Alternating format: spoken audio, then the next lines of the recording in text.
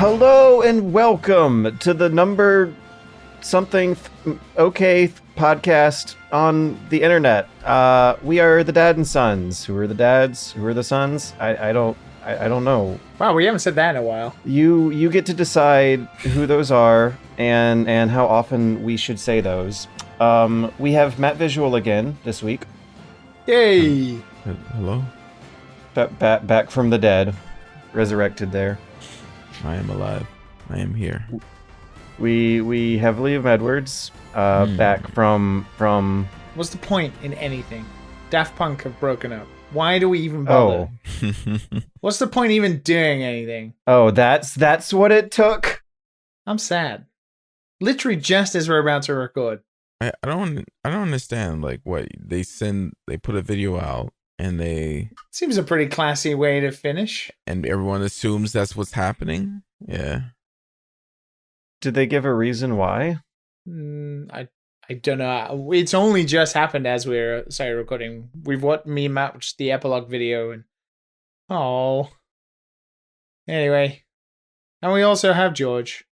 2020 level tragedy. I was hoping things would be a little more upbeat and happy this year, you know? But well, I think it's because we haven't had music from them for a while. So, I think like 2016 was like when them doing stuff with The Weeknd was kind of like the last real big time we had some stuff. So it's been a while, and then they just, I guess, even Daft Punk can fight through 2020. Oh my god. Guilty Gear looks amazing. What the Hell fuck? yeah, it does. I can't wait to talk about that today. What That's the okay. hell? Now I'm cheered up again. Now it's all good again. Whoa, let me sit up in my chair. What? Okay. Both of those just kind of sidelined me from nowhere. Sorry, and we have George, as I said. Hey, George. Yeah, hi, I'm George, I guess. That art style. Like, I can't tell what the frame rate's supposed to be. Yeah. It's 60. The backgrounds are not, but that's typical. Can I just talk about Guilty Gear already and get it over and Yeah, done no, I was just about to ask, because is this the same art style they were using for Dragon Ball FighterZ? Kind of, yeah. So it's like an evolution of what they started with Guilty Gear, Exurd, and Revelator. I forget. If I got those names confused, please forgive me. Everybody knows the naming conventions of both BlazBlue and Guilty Gear are absolutely fucking ridiculous. How do we know it's Xrd and not 10th third? Like it's an X. And not a 10. You're right. It could be. I mean, it generally goes by Exurd, so. And it comes from X, right? So because of Guilty Gear X and then Guilty Gear XX, Accenture Core, Return, the Revengeing. Both sound equally ridiculous.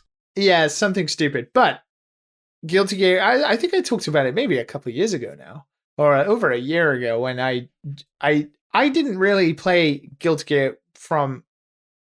I kind of skipped over Exurd and Revelate when they first came out, and I got into them last year or the year before playing in the office while I was working on Scrappers at the time, and it was a great time. And I'd obviously played Guilty Gear X and XX back in the day, and I'd been watching some videos because Strive they kept dropping trailers for characters, and I would watch it and I'd be like, fuck me, how is this game real? Look at it.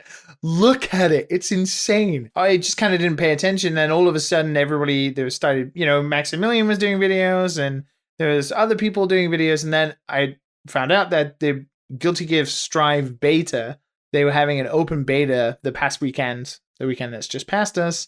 If you'd pre-ordered the game, you could play it a day early, but everybody else had to wait till Friday, and then you could play basically until today, being Monday. And you could play all weekend. You could play online, you could play versus, you could do training mode. It was a fairly extensive beta, to be completely fair. And it had 13 characters, including 2 new characters, Giovanna and Nagoriyuki, the massive tank black samurai. He's incredibly dope. Yeah. Very, very dope character design. And I was really excited to play it. I was kind of frustrated that you could only play it on PlayStation 4 and 5. Which felt really weird. Even though the game's coming out on PC, there was no PC beta. Which is a shame, because also my legacy PlayStation 3 Soul Calibur 4 fight stick didn't work with the beta, which is annoying because I play fighting games with a fight stick, so I'm going to have to get a new one unless the PC version works. How long has that thing lasted you for? Well, I bought it secondhand for like $10 in Japan 3 years ago. So that tells you how long it survived alone in Japan, even when it was not in my possession. A fair long. What are we on? Soul Calibur 6 now or 7? Yeah. So yeah, it's 3 games ago or whatever. And it survived. And the thing's still pretty clean. It's behind me over here somewhere.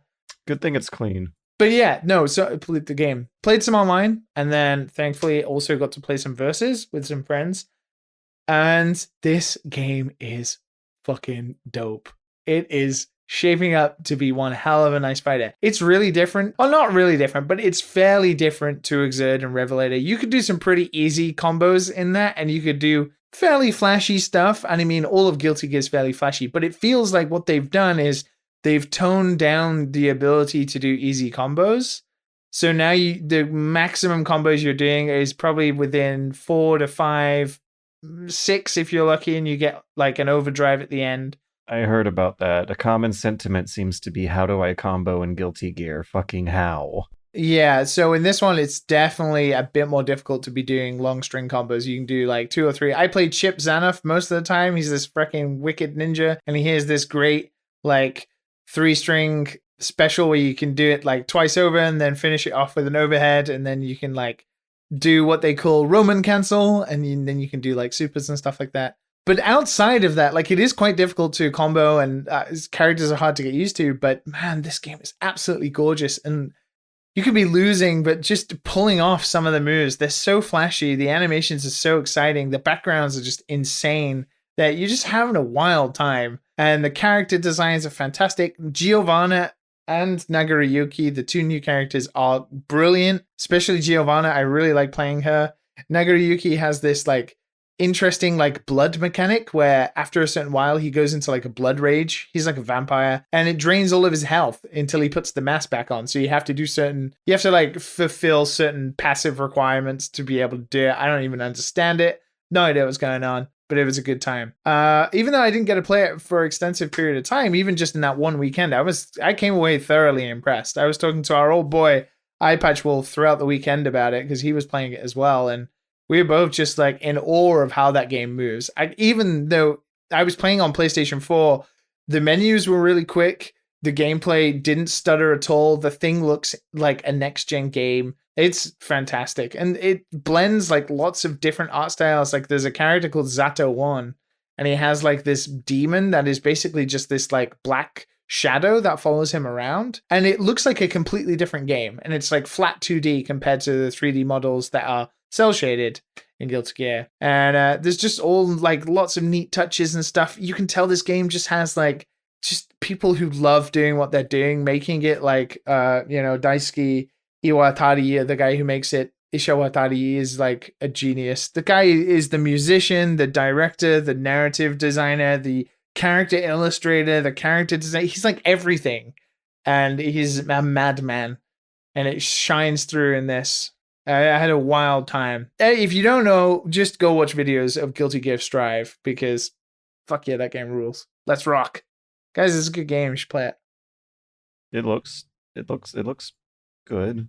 It's definitely not easy to pick up, for sure. Guilty Gear is not easy. What's the barrier for entry like? What's the learning curve on those combos that are harder than the usual? Well, so I don't know how the online works specifically, but like you have to do like a fighting against a fighting match against the AI, and then you get placed in like this tower. Like it's like a real anime tower of different levels of your skill. And you fight the AI, and then it places you in an area depending on how well you fought against the AI. And there's like from 10 to 1, I think. And then it goes to like Heaven, and then Heaven's Arena or something. And that's like the best players in the world. And the netcode in this game, I want to say, uses rollback netcode for the first time. And it is fantastic. I was playing online matches and I barely even noticed I was playing online.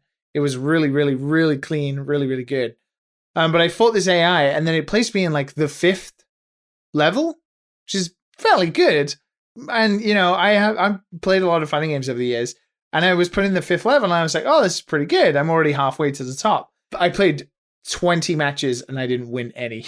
And I got demoted 4 levels. Because the people just all of a sudden were just insane on it. And those guys had been watching videos. I've been training for a while because I got rinsed before I won my first match. That's intimidating. Yeah, the HP bars and stuff, you lose health pretty quickly. Now the combo strings are less, but they're more damaging for sure. And like you can fill certain requirements and do like Roman cancels and time stops, and then you can just take off even more health and do some crazy ass stuff. Why is it Roman? I actually don't know. I was wondering that myself. I don't know why it's called Roman cancel. Maybe it's a wrestling thing. Possibly. But yeah, you press like 3 face buttons and you can like time stop the game. And if you're like attacking a player, you get like a red buff, and then time stops and you can do stuff. If you're like not touching the player, you get like a purple buff, and you just get different buffs depending on when you pause time, like your Dio from JoJo. But the game is just really good to look at. It's, I don't know, there's something weird about Guilty Gear that's so appealing outside of it just being a fighting game. I could happily just watch people play it all day because it's absolutely gorgeous. It's above and beyond what Street Fighter, or especially when I look at, it's so funny because obviously SNK are doing King of Fighters 15, and you see them releasing the trailers for their characters in a similar way that Guilty Gear, Arc Systems have been releasing Guilty Gear trailers, and the difference in quality is just, it's crazy to me. Like, everyone has a bit of a problem with the King of Fighters' new 3D model art style, and it doesn't look bad, but it looks lifeless. And like, there's no fighting games are built around those animations. Everything's about frame data, so those animations have to sell and the weight and the attack, and they have to be memorable. And in Guilty Gear, they're just memorable as hell, and you remember what flashy ass stuff you were doing. Sometimes you have no idea what's going on, but you remember it, and it gets ingrained in you. And you look at stuff like what King of Fighters is doing, and it looks very lifeless in comparison. Even like Street Fighter 5, which had a really big update today, and added like Dan Hibiki into the game. Dan, yeah. And I think it's 11 from Street Fighter 3, Third Strike, and I was watching streams of that, and I was like, oh man, Street Fighter still looks pretty good, but coming off the back of playing Guilty Gear, I would easily choose playing Guilty Gear any day. Could they get KOF 13 style pixel art to work in this art style? I don't know. I wish, because 13 is easily one of the best. I played it recently on Xbox Game Pass just because I wanted to see it again, and that game's still glorious. Fantastic. And it was made by tracing over 3D models that they used to make the poses. Yeah. So it seems kind of similar. Yeah, they definitely advanced some techniques. It definitely must be more expensive, which is why they switched to obviously 3D models for 14. And SNK didn't really have much money that long ago. So I don't know. I wish they would go back for 16 to 13's art style, because 13 is just still one of the best looking fighting games out there. But right now, nothing can touch Guilty Gear. Like, if you thought Dragon Ball FighterZ looked good and you thought Exerd and Revelator looked good, you're going to be blown away by this game as well. They've just, like, stepped up. And it's weird, because the character models, sometimes you look at them and they don't look as clean as they do in Revelator and Exerd. Like, that had, like, really flat, bold cell shading. Whereas this time, they're a bit more prominent in their shadowing and lighting, so they look 3D. Whereas in Exerd and Revelator, they still look like 2D, and then it would, pan the screen around to show you that it's 3D, and you'd be like, what the fuck is going on here? In Strive, they definitely do a lot more 3D effects. So the shadowing and the lighting of the characters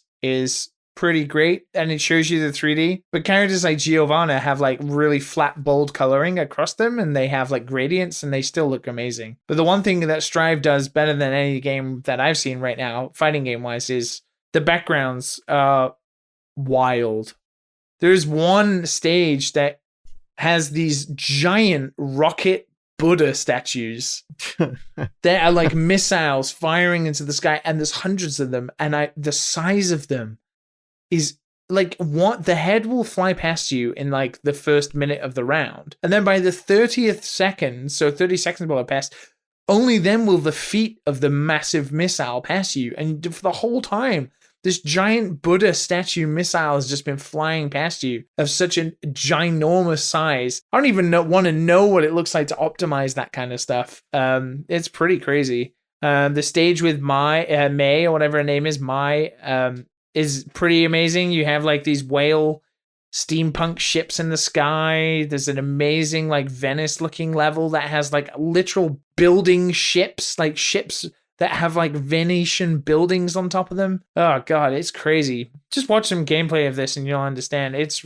quite mind-blowing. It's really special to see still in this era of how expensive games are to make and how much it costs to do stuff like that, to see a team really still be pushing the boundaries of how visually they can come across in their games and retain that wild style. Arc System's amazing at it. But they kudos to those guys. I really cannot wait now for the release. I wish it was sooner. It's not until I think like June, maybe, but I'm excited. It was good fun. Not very often now that you just get that experience of looking at something that looks like a new way to render an image. Because whenever the camera does tilt along the Z-axis and the characters don't, it's really like there is a really good GDC talk from 5 years ago now of them talking about the tech they made for it, and it's all lighting. It's like all lighting trickery to flat, like where you put the cell shading and characters and the way you saturate colors across them to, manipulate light sources. So smart. It kind of looks like what the Nintendo 3DS 3D effect looks like. Yeah, a little bit of depth to that screen that genuinely fools you for a second into thinking they're popping out as another layer on top of your screen. Do you remember what we were saying last week, George, when I was talking about Teardown?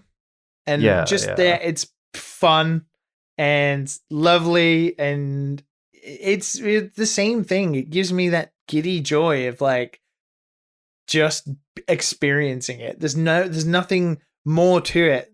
Like Guilty Gear has all this lore around it and stuff, but nobody gives a shit, right? Nobody cares. It's just flashy, pure adrenaline fun, and I was having a great time.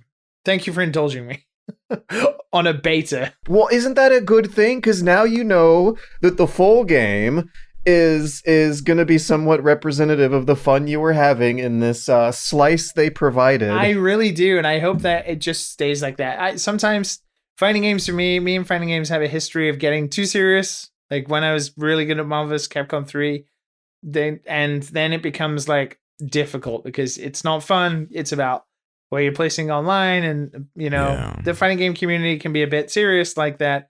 But playing games with friends and nobody being better than anybody else, everybody tends to have a character they're good at, and nobody's like crazy good. Everyone's of a like understandable standing. It just is fun. It's like playing Smash to me. But the trailer for Ino, classic Guilty Gear character, dropped, and her redesign looks great. She looks really fun to play, just like she was in Exerd or Revelator. So yeah, I'm excited to play. I want it now. I want it right now. Also bring it to Xbox so I can have it on Game Pass. I miss fight sticks. Yeah, dude.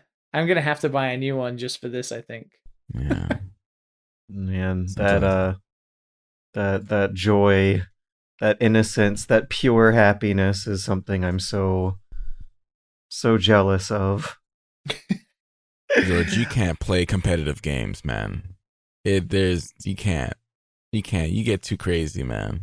Yeah, I know. I'm scared. I know I'll never be great at Guilty Gear, and I think I'm just resigned to myself that is the case. So I'm just going to enjoy it. Okay, it comes out April 9th. So 6 weeks from now. So by the time June 1st rolls around, I'll be upset and pissed that I'm not good at Guilty Gear anymore and will have given up. Yeah, that's what happens. I'm going to buy a stick. I'm like, man, I'm going to learn this game. Then I'm going to work. And I'm not going to have enough time to play. And then when I get back online, I'm going to get my ass kicked over and over again. And then I'm like, I'm not going to give up that first time. I'm not going to give up that second time. But that third time, I'm going to get my ass kicked really fucking hard. And I'm just going to be like, you know what? That's it. Well, actually, so it's funny you say that because the one thing that I sort of think took the edge off the competitiveness a little bit was, I'll be honest, right? Arc Systems do this weird thing in every game where their online lobbies is like a game within a game. And it's honestly quite garbage. So in this one, you have these obviously levels of a tower towards heaven, and you got heaven or hell, which is, the Guilty Gear motto. But the idea is you walk around with this like polygonal voxel based character that represents you, and then you just run into random people in this lobby, and then you challenge them to a fight. It's garbage. It's honestly garbage, and it's so weird. You can like dress the character up and do stuff, and you yourself can like ready with a different weapon, like you're ready for a fight. It's really odd. I don't know if you guys have seen One Piece, but the wanted posters in One Piece. I don't know if you've ever seen them. But you get like them in Guilty Gear Strive with a ranking price of how much you cost to like what your score is. It's pretty cool, but the lobbies are super weird. I remember Dragon Ball Z Fighters lobbies were also just as weird. Maybe they'll fix that and make it better. I doubt it, but it kind of took the edge off the competitiveness because I was like, this is silly. This is just silly. And I'm all here for it. How does it make sure that it's matching you up with someone of a good skill if you're kind of doing it manually on a map you're walking around? Well, that's what the tower levels are for, right? You get either promoted or demoted depending on how many games you're winning, depending on how much you're losing. You lose your rank on a floor if you go underneath a certain amount. So you always gain score. And that's the one thing I do like about it, actually. From what I could tell, there isn't like a real elo to it. It's just how much whatever your score is. But you still get points even if you lose. But it's very noticeable how many points you get when you win, and you fly up in levels. So what happens if you just lose forever? What happens then? Well, you're still gaining points, so I think it's not so disheartening. But yeah, you'll end up on like, I think it's level 10, and it's called like what was it? It's called something stupid, and I'm paraphrasing Super hell. something. It's just called like Worse hell. Unbeatable hell or something. I don't know. Like they're just trapped there. And they're like shoveling coal into like fires and stuff. And yeah, it looks really weird. But I was watching some people play in the Tower of Heaven, and supposedly you have to win like 5 matches in a row to like stay there. And if you don't, you get demoted right down to the bottom level, and you have to go all the way through again. It seems pretty brutal for like good players, which is good. Hey, you should check it out. It's great. And new characters like Nagoriyuki and Giovanna give me hope that some of the new characters they're designing are going to be really fun. Also, Faust looks really scary, which is a first. Faust is crazy. Oh man, I'm impressed. Man, I don't know. You guys remember the last couple times I got into fighting games, right? This is a tough fighting game. Mm-hmm. Oh, I remember, George. I remember. We still talk about dive kick. I have enjoyed them in the past, but it seems like they don't inspire positive memories of my behavior. No, they do not. They do not, man. Yeah, I remember our Soul Calibur nights, George. Right. See, you've experienced George. You've experienced him at full. Like in the Full beginning, on. it's fun. In the beginning, like George is great, and then there's this moment where George changes. There's the part where your skill curve is not matching up with whoever else is there, and you can just like get into these lockdowns of either always losing or like in Smash, or always winning like in Dive Kick, where it's just repetitive and the same outcome keeps happening. And if you're on the losing end of that, it feels especially shitty. But, if you're on the winning end of it, like I was with Dive Kick, it feels pretty good. I can see why someone would want to bring it up again after years of it going on. You see, ladies and gentlemen, you see what's happening here. We can have a rematch live on the Discord. Everyone watching. We can do that. Oh, we should have some money matches inside of the Discord. Dude. I will put some money on it, George. It seems like the feature's currently broken. We're gonna have to wait for the next patch to roll out. Mm-hmm. And we can't play ahead of the time. We gotta be years out of practice. Just muscle memory, Dive Kick. like hundreds of miles of lag. I don't think that's tournament quality Oh, okay. connections So that you're making we're excuses if you lose, huh? Well, it depends, because if we're playing Strive, then we got rollback netcode now, so no excuses. Everything shall be fine. Rollback netcode sounds so bad to me. It sounds the term itself sounds so bad. The term itself sounds so bad, but it's what saves you. It's great. but I want to roll forwards into my next victory. Oh, I thought you were gonna say next topic, and I was like, that's a really good segue, but you didn't. Oh, fuck off. I mean, I don't know if I. It's only been what, like 3 full days, kind of sort of on the morning of the 4th since the last recording, and Oh yeah. I don't know if I have had an opportunity to play something exciting and new in that time.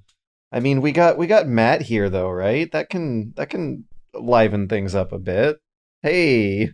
You're just relying the whole podcast on Matt. That's same as usual. Exciting stories, or is it just life? Oh, I just been at doing a big project at work, and usually that takes a lot of time. We're talking about 14+ hour days. And no video games, huh? No video games, sadly. They take a lot of time, you know? Yep. Yeah. I do wonder how, man. I can't believe that I haven't managed to finish Persona 4 and other big long things like that. And I seriously wonder if, like, knowing that Matt somehow has the time for that, and also the full-time job, it kills me. How even? So for you just gotta dedicate some time, man. But that's not when I'm doing big projects. That's no way. Impossible. That is impossible. Oh yeah. Yeah, it's impossible to do anything when you're working those types of days, man. You got to get some sleep. No. Well, over the weekend, I did actually get into a new genre of music. I discovered that I wanted to rant and rave about instead. Which is so weird, because Right? you've never wanted to talk about music ever on this podcast. This must have been such a revelation for you that we're now talking about it. But there have been requests. There have been ones of, I don't know if it's more than 10 or not, but there have been multiple requests, more than one, for us to do a similar segment to this, where we're trying to get George to develop some sort of sense of taste at all in music. So it's so funny you said that, because then the first example that you have down here honestly made me burst out laughing, because I don't know whether you realize the irony or you're being genuine about. Wait, are you serious? No. Rebecca Black's Friday. Oh my God, George. Remix. We all remember Rebecca Black's Friday from 10 years ago, right? See, because you posted this, I wasn't sure if you were even aware. Oh my God. Okay, you look at like the third word on the list of the video. So we all remember where we were 10 years ago when Rebecca Black released her hit single Friday, right? That was a time and a place. It was like 9/11 for Zoomers, I guess. Because now that it's been 10 years, Rebecca Black has made a remix of Friday that is dumb. Not bad. Oh. You think it's dumb? This is what you like? George, is this what you like? I've got to admit, this video is pretty dumb. I'm not gonna smash it if this is what you like. I mean, but the whole point is to satirize the shitty memes from back then, the shitty quality of the original song, the shitty fake ass version of home life fantasy that it depicts, that she's then kind of spinning around with this flavor of Zoomer hyper irony that simultaneously makes fun of how shitty the original music is, while at the same time explores a new way that these kids online are expressing themselves. You think it's that smart? You really think it's that smart? Yeah. I mean, you have references to the meme face images from 2009 in the video. There's celebrity appearances from 303, who was a popular artist 10 years ago, maybe not as much anymore, but the line in the video that he's using is like really clever wordplay. It's like it's been 10 years and it's 303 on Friday. That means multiple things depending on how you interpret it, I guess. I enjoy the visual style of the video. It is deliberately hyperactive, candy-colored craziness that reflects the hyperactive attention deficit hyperstimulation that this generation of kids is growing up under. There is even some 90s FPS inspiration with how it handles her hands and the POV shots. And also there's this section in the middle where they have a deep-voiced rapping drag queen named Big Frida who shows up to rap about how great Friday is. Earlier in the video, a more lighter voiced drag king named Dorian Electra shows up, and that sent me down a huge rabbit hole that I want to share. I'm watching the Gentleman My Lady official Yes. video, which I must admit is partly genius. Absolutely. The Rebecca Black Friday remake is supposed to be inside of a weird new genre that the Zoomers are making called Hyperpop. That sounds like alien music to old people like me. But it's popularized by such artists as 100 gecs and Dorian Electra. And so far as I can tell, another way, I guess, to describe it is to be really freaking good at combining a whole variety store shelf of musical genres. The Gentleman Milady song goes from like stereotypical medieval style video game music to like bouncy hip hop rap beats to I don't even know how to describe some of this stuff because it does feel like a new cutting edge of pop music itself. Like they're taking auto-tune as a serious instrument, for example. A lot of the gender-bendy queer themes of the music is represented by how the vocal track of the music will go from a deep-voiced masculine tone to a high-pitched feminine one to the point where like you as a listener can't really distinguish and just has to roll with the flow. So this Gentleman Milady video makes usage of gamer imagery and gamer terms and gamer humor to satirize a exaggerated gamer stereotype, which, you know, me being a part of that crowd thought was absolutely fucking hilarious. I mean, there's scenes where they're pumping Mountain Dew breast milk from mannequins and slicing jugs of energy drinks in slow motion with swords. It's a hilarious parody of an extreme social stereotype from maybe 5 years ago that still is going to resonate with kids now. And there's a message to this stuff. Like the Rebecca Black Friday video. Her message when she released it was, I wanted to make something that shows that no matter what happens to you on the internet, you can still end up okay. This is nature healing a generation of kids who grew up to post cringe. This is one of those kids growing up to try and say back, no, it's okay. You can post cringe. It's not the end of the world. The imagery of the video depicts it, but the language of the Dorian Electra videos tackle internet harassment, which is something that like Zoomers would have grown up natively from day zero having to understand. The songs are about toxic bullies on the internet. The songs are about weird genderqueer, gender-bending issues. They're never about like the singer just being horny or how fun the party is. They're really clever lyrics made with really good writing that tackle unconventional themes. It does not surprise me that the first time you ever really get into music, it's still gamer related and essentially meme music and not really music. And I think that's what's so fascinating about this. Not really music, fuck off. I'm go ahead and say it's pretty trash. I like your explanation. You know, you went really George with it, but it's still trash music. And I would never listen to, I will never listen to that song beginning to end. That would make my ears bleed, for sure. I think you should give the Dorian Electra Flamboyant album a shot with a tab of lyrics in the other side of your window with like explanations and references to them. Does it sound like Friday? No, it doesn't. Oh, okay, then I'm game. I have a link. The last one on the list is called Adam and Steve, and it's a kind of dramatic climax to this album that begins with the artist satirizing burly, tough, masculine characters as soft, gentle, submissive characters, and then turns into this like aggressive Lady Gaga style gay pride anthem at the end that I got a whole bunch of tingles from. It's like, it's really, really gay music that is incredibly well produced. But music like this has existed for a long time, though.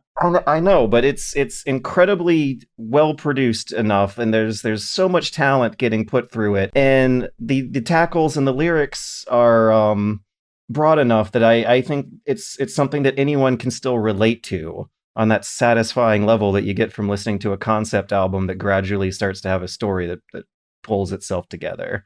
The Adam and Steve song is a lot better, but music like this has existed for a long time. This isn't like anything new. I think the gamer thing has a theme that maybe the Milady one is based off that meme and is about gamers and gamer people. Like, you know, we know who we're talking about here.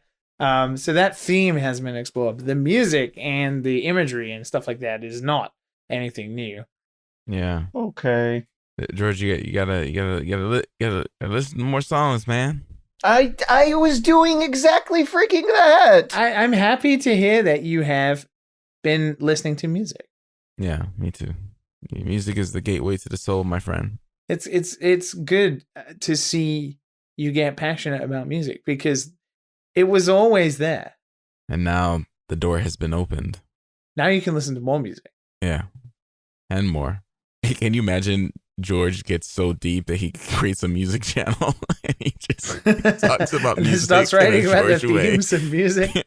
And, like all of a sudden, this Pandora's box of years of having not listened to music, he suddenly realized what he missed. Like the next Anthony Fantano.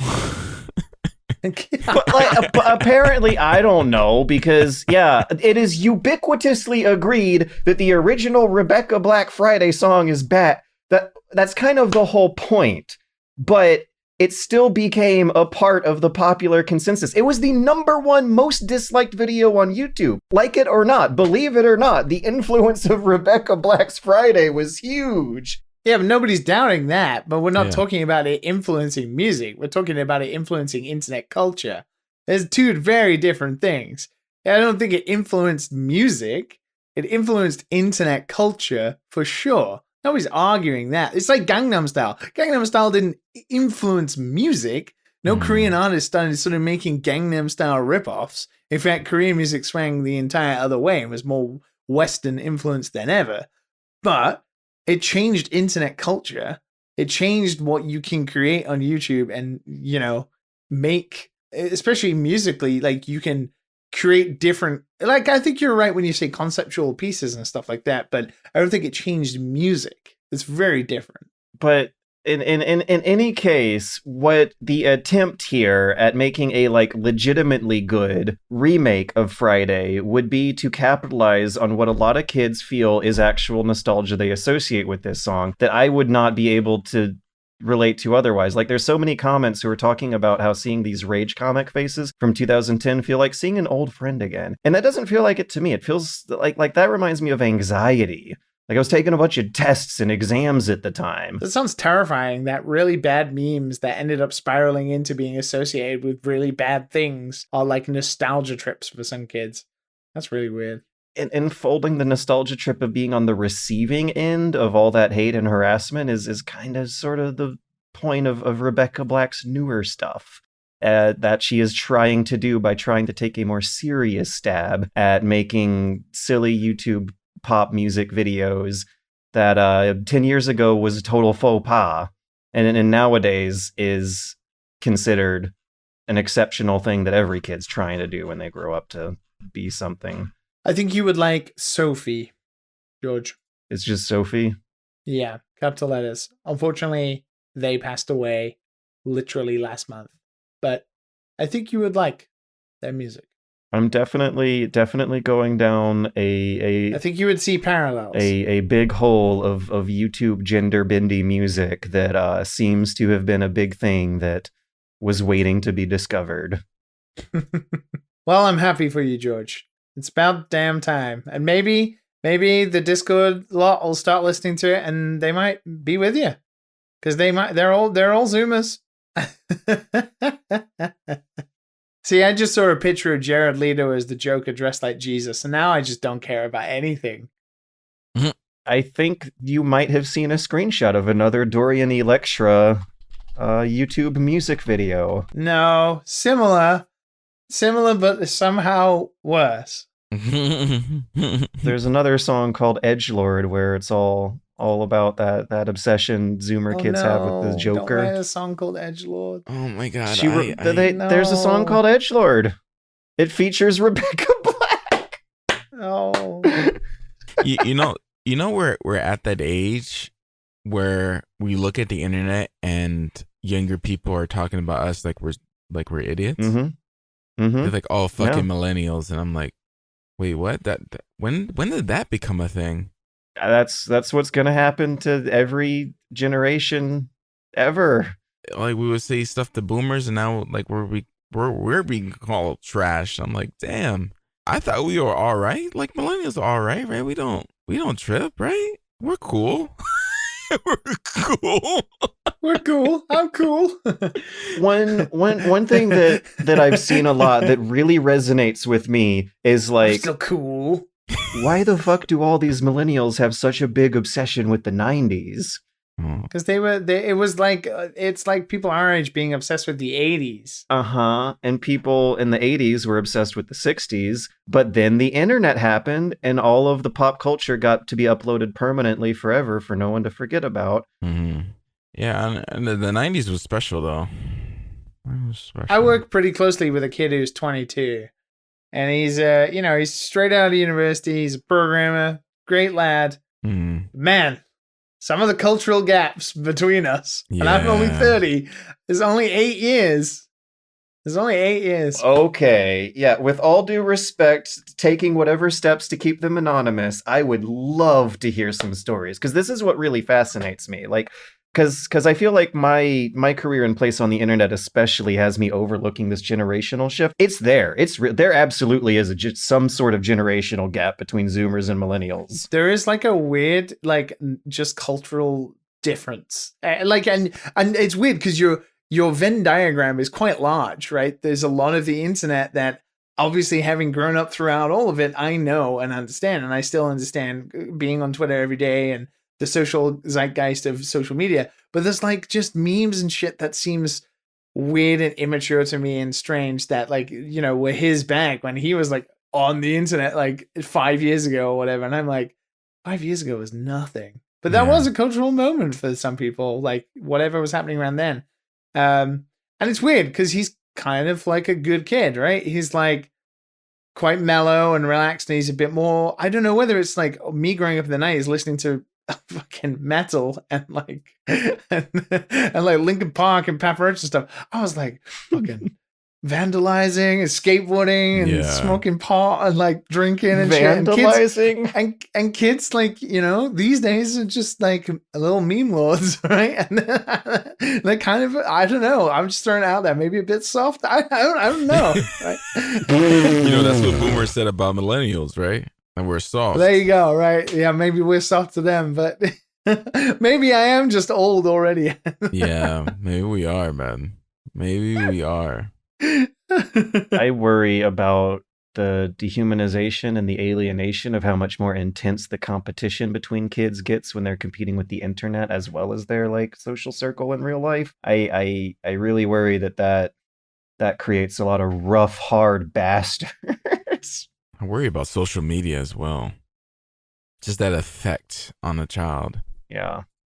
Or that's something you can't really protect them from or go back on at all. That's just a part of the world everyone's going to have to accept. Yeah.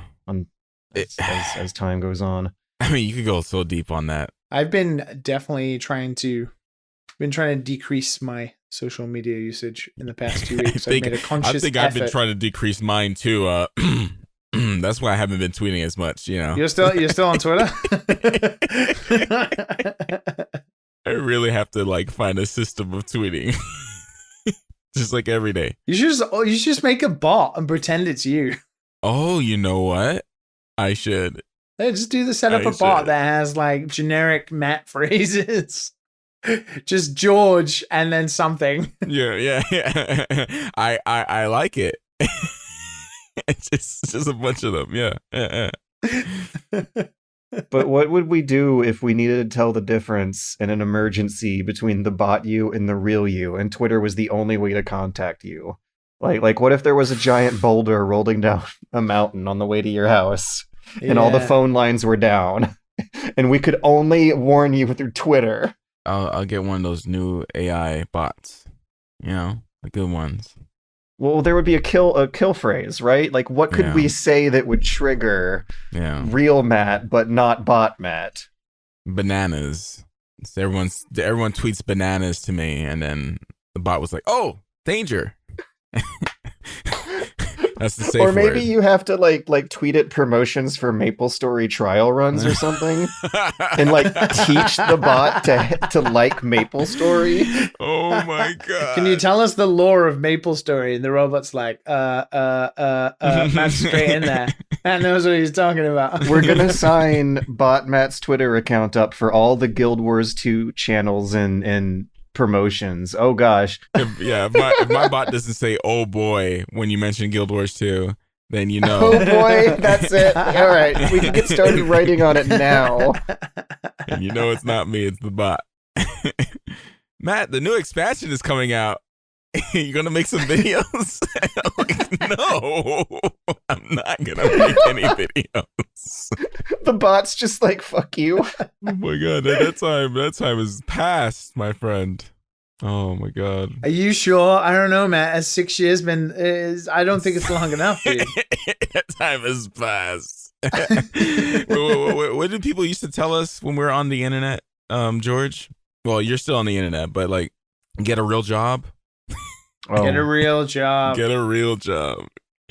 God, I hate that phrase. I hate that phrase so much.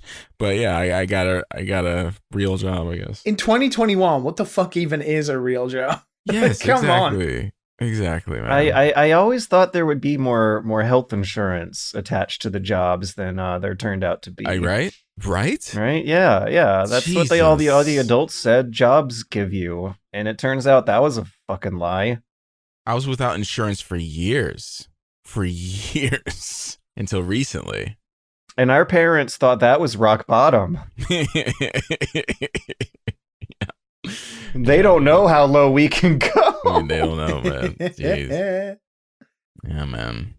Oh god, no. We started talking about real stuff. Let's get back to the video games. Oh, talk about memes again. I'm still interested in this generation gap between you and your fresh hire, the new talent, like regarding the memes that they like that you don't, or like the way they understand the internet, like how do they treat Facebook, for example? I know that's one thing where like millennials will use it as a network of friends and they'll be serious. Zoomers will just shitpost all over their Facebooks. I don't know, but it feels like, I don't know about you guys, but memes, like, they're funny, but they're not like... They're not life like they are with the Zoomers. They're not life. They're not my lifeblood, right? Yeah. Whereas you can tell from some of our audience itself, like in the Discord, like memes are their lifeblood, and this kid is the same, right? He told me, and I'm going to tell the story, and if he's listening, dude, I apologize. Okay? Wait, what? You think he listens to your podcast? Does he know? He might do.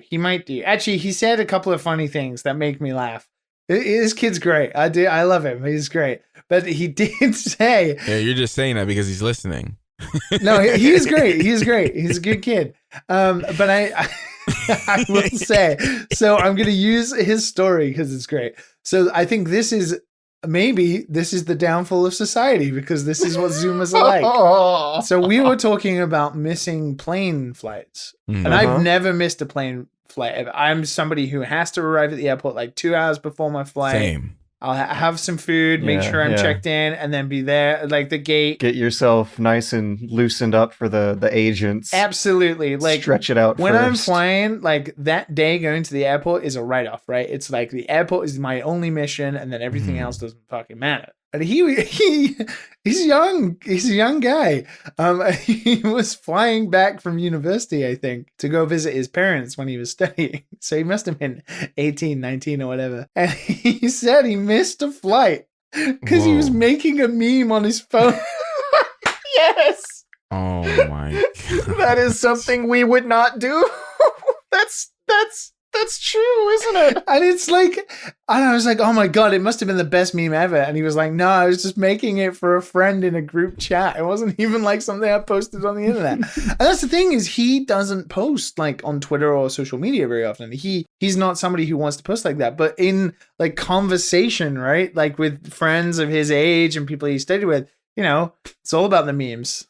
It's all about the memes. He actually has great t-shirts. Like he has literally the Neon Genesis Evangelion Garfield t-shirt that oh hell yeah cracks me up. He walked in the other day when I saw him and he was wearing a t-shirt that had a crying anime boy on it. that said it was just his white t-shirt with a like a clip art anime character crying on it that said it's just anime dad or it's called anime dad. Wait, oh yeah, that's right. Is a Japanese guy? No, he's an American dude. American guy in Japan? Yeah, he's an American kid. Yeah. At 22? Wait, yeah, dude. Wait, how? What's the story there? He's a programmer. He's a really talented young guy. So he just flew over. He wasn't born there, right? I'm assuming. No. Yeah.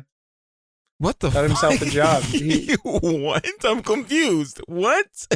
22 programmer, really good programmer, flew over there for this job, or he was already there for a job. Yeah. Oh, okay. Yeah. Okay.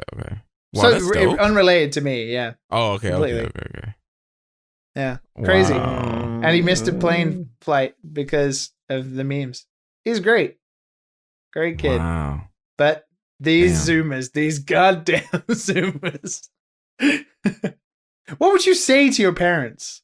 What would you say? If I missed a flight because I was making a meme, I would tell them I was creating content. Oh yeah, that's Zoomers. Yeah. Do Zoomers say that, or is that a millennial thing? We're content creators. The Zoomers are meme lords.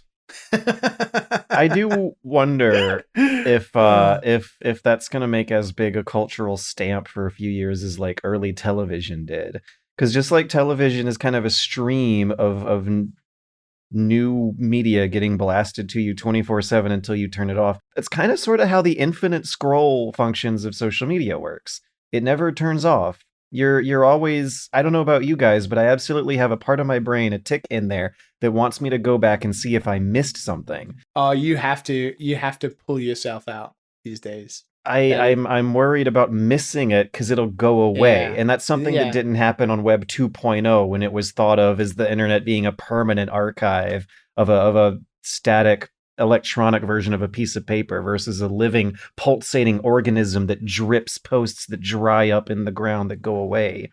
Yeah, it's a case of now it's like you have to take it under control. And recently I've been trying to do that because it is that infinite scroll and you feel like you're missing things. I used to feel it really badly. Like when I first moved to Japan and I was on a different time zone to everybody, like it was really kind of rough. Like I'd wake up in the morning and I'd be scrolling through like 6 hours of stuff that happened because I'd feel like I'd missed out, right? And then you don't realize that you're actually ahead of everybody else. But yeah, sometimes news happens when I'm asleep and then you wake up in the morning and you feel, I don't know, you feel a bit shit for not like seeing it live or seeing it happen and you're out of the loop. It's it's a bit weird. I was just playing Hunt Showdown during the Capitol riots. Everyone was talking about what they were doing and where they were at the time, and I wasn't there. That week, George, the less we speak about, the better. Yeah. I found out at the end of the day before bed. I think that's good for you, George. That is good. Yeah. Imagine not knowing. Oh, I did read a story about a 15-year-old kid who was hit by a car and put in a coma and then woke up and he didn't know about the pandemic and they had to explain to him what had happened in the past year and he was like, oh, damn. I would have loved to have been a fly on the wall for that conversation because apparently he got coronavirus while in the coma. Oh, damn. What? Damn. That doesn't even make any sense. What? He was in a hospital and not allowed to leave. Either a nurse or another patient or someone walking through the air. Okay, someone visiting. Oh, that's right. Hospitals are a hot spot for that thing, you know. And I was there all the time during before I quit. You were indeed. I remember telling people, and they're like, "Wait, what?" Yeah, they stepped back. They're like, "Oh no." 2-3 steps back, So like, 0 steps forward. Wait, what? Yeah, it's impressive I survived this long. Well, kids are great. Corona sucks. I'm playing games this week, guys. I'm playing games. Wait, this I week. thought you weren't. Well, as in you're going to play games, or I'm going to play games this week. I'm at the end of my project. I'm good to go. What are you going to play? Give us a titillating tease. You know, it's going to be a new game. It's going to be a new one, a part 2 of a new game that came out last week. Cool. I had it downloaded and ready, and I just never got a chance to play it. Is it Chinese? No, it's not Chinese. What game? Wait. No, Part it's something that you can actually see. So I played the first one of that, and I talked about it a long time ago.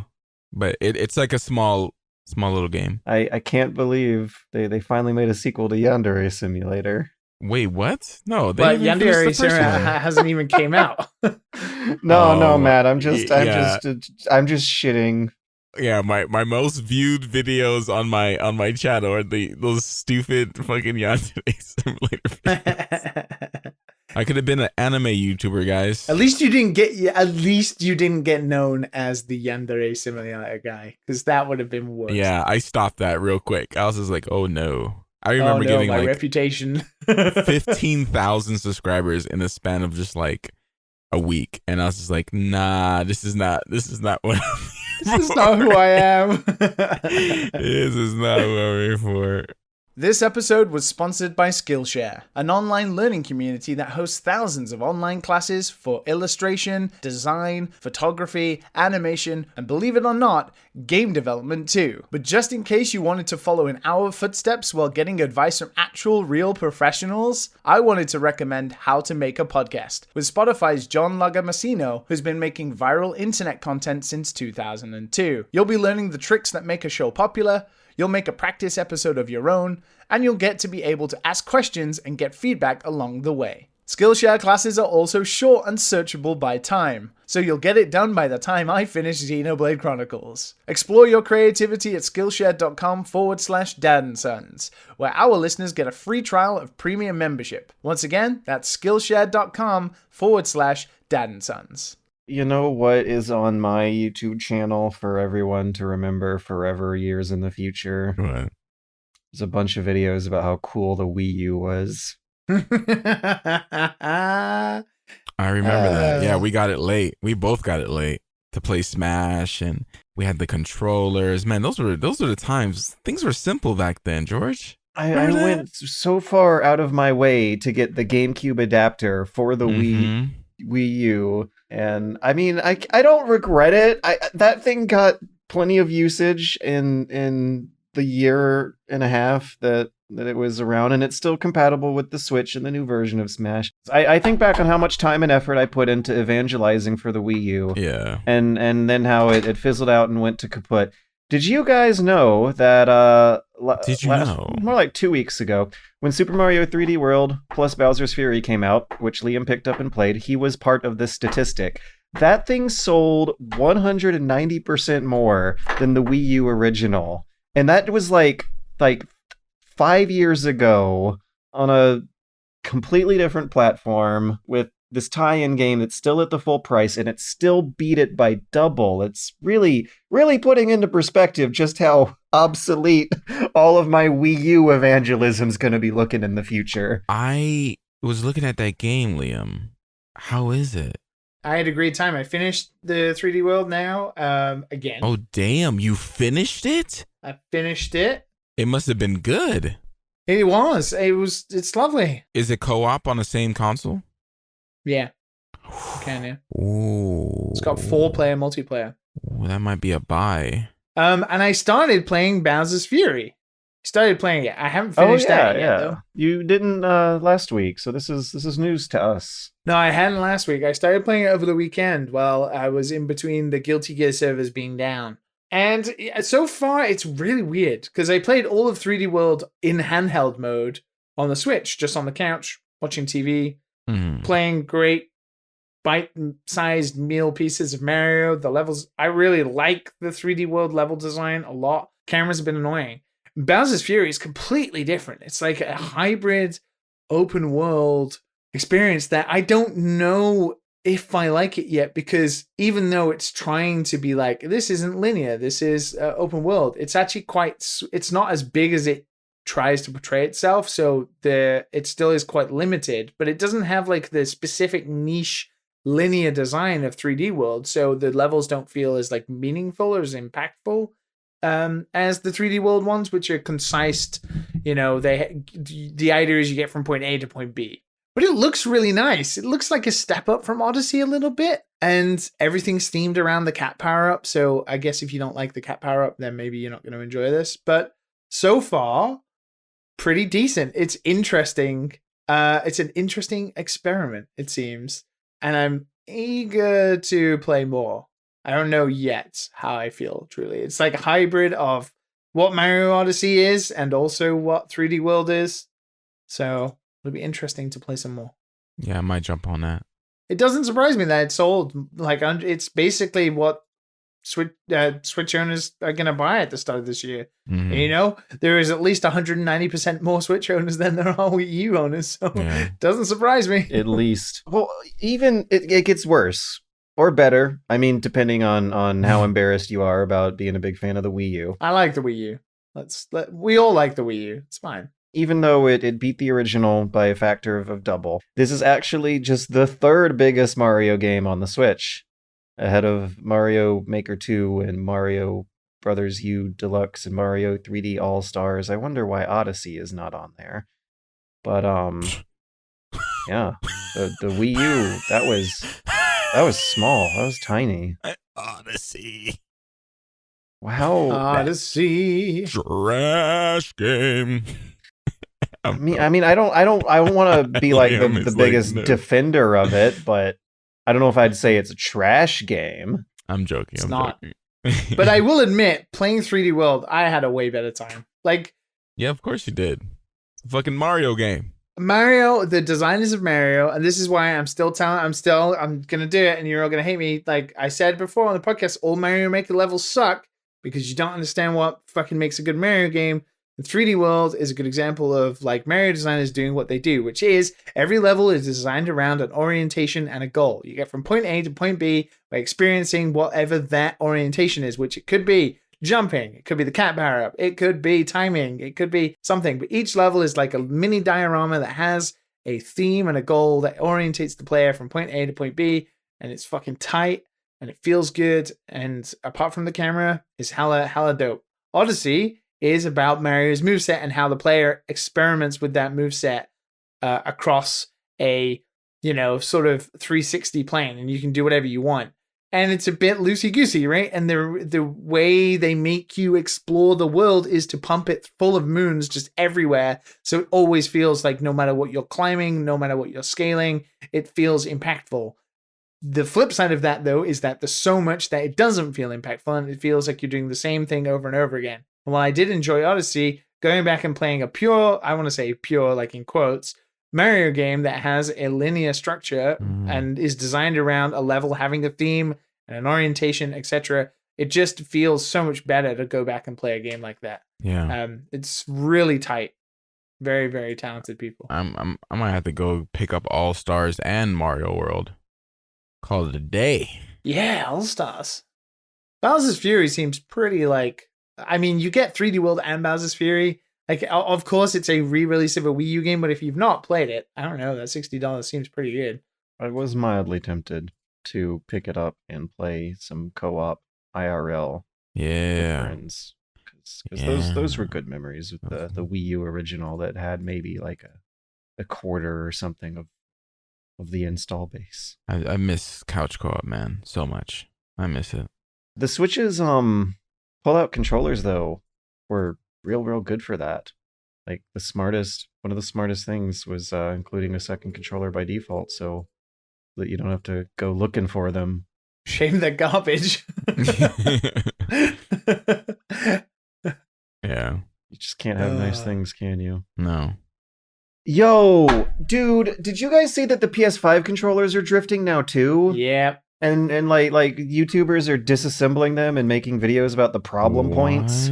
The Yeah, apparently you Wow. can expect more news like those Switch drift reports, but I do think that Sony will tackle the problem pretty quickly, though, because God, it's discouraging. both Sony and Microsoft don't have the kind of the good grace that Nintendo get from fans, so they'll have to fix that pretty quickly. Considering also, it's a pack-in, so, and it's one of their main features. The DualShock 5, whatever it's called, the DualSense. When you want to talk about expensive, spending $60 on a fucking controller is too expensive. It's so discouraging hearing that news, especially after dealing with all my hardware failures from the Valve Index. Like, the idea that video game controllers are something that's just expected to fail after a few years sounds like a future I don't want to live in. Xbox Series X controller, baby. Not failed me yet. Still going strong. Man, I miss those old 360 controllers. I mean, I really liked the Series X controller I just bought, but at this point, you can't tell until it's been a few years. Yeah. I gotta admit, though, even though the Switch the Joy-Cons drift, the Pro controller is still going strong. Still great controller. No problem with that one. The Wii U one that I still have that works with an adapter. The Wii U controller, I have a Pro controller for that as well, but the Wii U controller, damn, that tablet, I imagine that dusty old fuck could still work today. Mm-hmm. I can't verify the tablet, but the Wii U Pro controller that I bought back in 2015. Can you use that with the Switch? I think you can. There's an adapter that you have to plug into the USB port, and you use that to sync up the two Bluetooth buttons. And it's kind of finicky because you can't turn the Switch on and off with the Wii U Pro controller, and you have to go through the syncing method every time. But I've never felt tempted to buy an actual Switch Pro controller because of that. So I mean, you can't turn it off with the GameCube controller either. Nope, that button is not there. Speaking of Nintendo being in good graces of people, man, this is like another news story where I'm like, wow, I haven't heard that name in over a decade. Dinosaur Planet has been dug up from the ground, dusted off, chiseled out of the rocks, and put into a museum for everyone to gawk at. Get it? Get the metaphor? You belong in a museum. A Swedish collector, which I guess is going to be a question we're going to have to ask at some point. A Swedish collector had a build of Dinosaur Planet that was evidently fairly late in development when they were in the process of transitioning it over into a Star Fox game. Because unlike in earlier builds, you're not playing as the girl dinosaur who wasn't named Crystal, or the girl fox. She was named like Pyra or something, or am I thinking of the Smash? In any case, This is a version of Dinosaur Planet that looks a whole lot like Star Fox, the first few levels at least, of Star Fox Adventures. Yeah. You're playing as Fox McCloud. Crystal is there with a different character design. General Scales is there with almost the same character design. There's levels that look clearly familiar to someone who's got memories of the GameCube game. Yeah, that's pretty cool, I guess. I as someone without a lot of stakes in the secrecy of canceled projects, this just seems like a bunch of 30-year-old millennials having fun at no one's expense to me. What do you think, Liam? I don't know, actually. Rare, the people who run Rare, and also the guys now at Ukulele or Platonic, they seem pretty cool about sharing their old hit, like notes and builds and stuff. So I imagine those guys don't care, and they're probably happy that people are seeing it. They seem pretty okay with it. It's really cool to see stuff that gets cancelled because at the end of the day, it's somebody's work. I used to work, obviously, for Dylan Cuthbert at Q Games. He worked entirely for 3 years on Star Fox 2, and it never got released until the Super Nintendo Classic came out. Man, I can't even imagine working for 3 years on something and nobody ever seeing it, and then thinking no one will ever see it. It's pretty crazy. And with all due respect, Star Fox 2 looked like it was a hell of a lot further. Like, that looked like it was finished. almost, It was yeah. finished. The reason it got cancelled is because of Lilac Wars in Europe, which was Star Fox 64, was coming out on the N64 within 6 months after. So that's why. It's quite a well-known story now.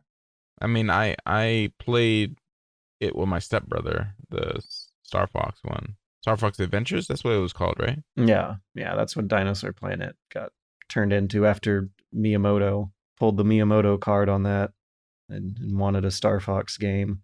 I wonder how big the gripe was back then in like 1999 over Nintendo wanting to make sequels over original IPs, or if that's something that took a decade to foment into real fan anger over.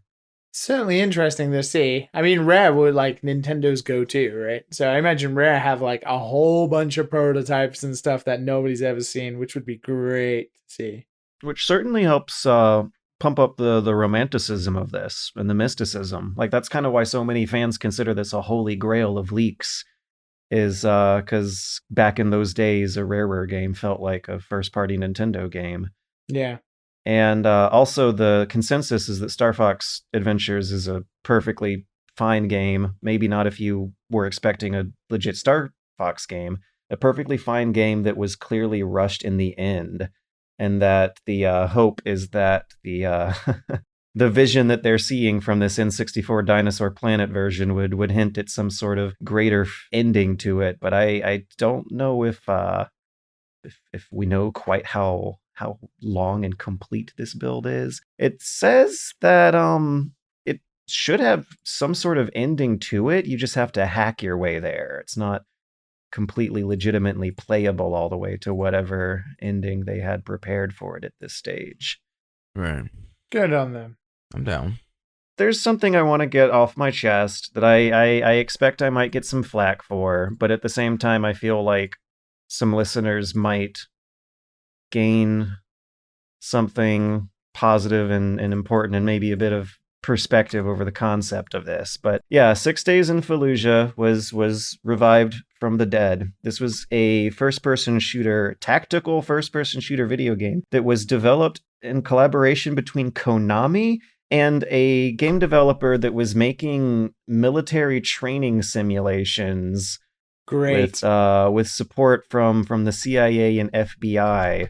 One of them was literally called Judgmental Shooting Simulator, which can evidently still be seen today in civilian gun safety classes and practice ranges in the USA if you Google that string in. Yeah, this game is based on the Second Battle of Fallujah. And the thing is that there's an interview where they did the thing that every video game developer tackling an uncomfortable setting that needs to sell as many copies of the product as humanly possible will do. And that is, they'll say, we're not trying to make a political commentary about whether or not the war itself was a good or bad idea. And what you need to know as a consumer is that anything that's going to be using real life imagery, taking place in a real life setting, or even taking influence from real life political events in history is absolutely going to be taking some sort of political side in that situation. In interviews with the game's developer, they're definitely talking about how they're informing this mainly from interviews with US soldiers over, the insurgents and the terrorists on the other side. They were interviewing some civilians caught in the middle. And on that note, that's the whole point about why this battle in particular was controversial. What had happened is that in 2003, during the US invasion, some divisions of the army were in the city of Fallujah, where a lot of former intelligence agents of the Saddam regime were housed and headquartered. Those later became elements of the insurgency after the Saddam regime was officially collapsed, and this city was a hotbed of their activity. At some point, there was a big protest outside one of their headquarters, and the US soldiers ended up firing into a crowd that killed 3 people in one event, another 3 in another event. And at the time, there's I believe, no official way to posthumously declare if they were civilians or militants or future militants in the making. But that fostered a lot of angry anti-sentiment around there among these groups, of course. So a year later, there ends up being some Blackwater operatives in the area who get ambushed. Their bodies are charred and burned and thrown up on poles where those images end up getting broadcasted throughout a lot of the news networks and foments a lot of anger between both sides, across both sides. The coalition forces set up a perimeter around Fallujah and issued an evacuation order, but they did not allow fighting-aged men to leave the city. A lot of those men would later end up staying either through no choice of their own or because they figured it was going to be the safer option for their family. And those civilians are among the 800 that were killed in the door-to-door raids you're going to be seeing and going to be playing in this video game. That's the context of the war that they're not going to get into. They're not going to get into the use of white phosphorus, which inspired the game of Spec Ops: The Line itself. This battle is the inspiration for one of the most critically dissected anti-war games that the medium has to offer. And it's also given some callbacks to that Metal Gear Solid line about uranium tank shells causing birth defects later, because that happened in Fallujah too. And still to this day, people growing up in that region have a much likelier chance of growing up with birth defects from the munitions used by coalition forces in 2004 as depicted in this video game. Anybody who makes a game about war, Yeah. especially a real war, comes out and says it's not political, go fuck yourself. Yeah. I seriously wonder if Kojima has said something similar, or might, if the pressure's on, because this keeps happening like every time during the pre-release marketing cycle. Yeah. And it's a cop-out and everyone should know it at this point.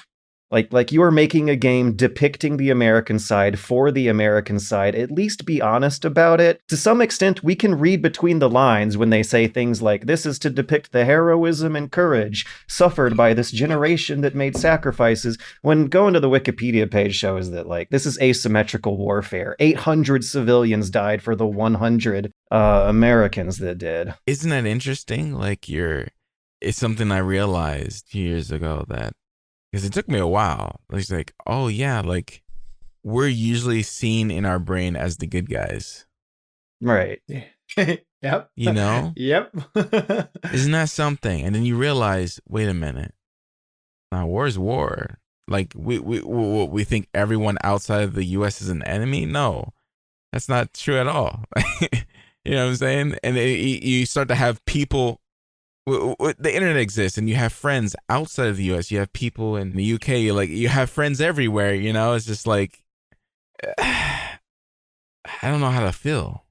One of the most interesting things I saw happening on the internet last week was comparing the comment sections of the Nebuchadnezzar game I was playing with the comment sections of the 6 Days in Fallujah trailers. And of the comments who claimed to be Iraqi, there was a kind of humorous, cynical dismissiveness for 6 Days in Fallujah. My favorite comment said something like, "Isn't life funny? They wage war in your lands and then make a game about it. Isn't life funny?" And then under the Nebuchadnezzar trailers, you'll see comments being like, "I'm from Iraq and I'm so proud to finally see this aspect of our history represented in video games." And it just seems like such a more positive and worthwhile exploration of the human condition than what I'm expecting is more or less going to be Call of Duty, but edgier. Yeah, I think I'm done with the edgy shooters, you know?